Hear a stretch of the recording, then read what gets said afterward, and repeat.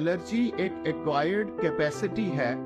किसी भी सिचुएशन, वो सीजनल चेंज हो, वो एनिमल वेजिटेबल सोर्स से एक्वायर्ड हो, या किसी भी वजह से जब आपके शरीर का एक्सपोजर होता है तो बॉडी में हिस्टामिन प्रोड्यूस होता है, जिससे कफ, रनी नोज, इस किस्म के सिम्टम्स पैदा होते हैं। रिक्वायर्ड है एक होलिस्टिक नेचुरल एंटी हिस्टामिन जो SR3 के फॉर्म में देशावरी लेकर आई है CSIR के साथ मिलकर, जो आपके हिस्टामिन को तुरंत और एफिकेशियसली कंट्रोल करता है।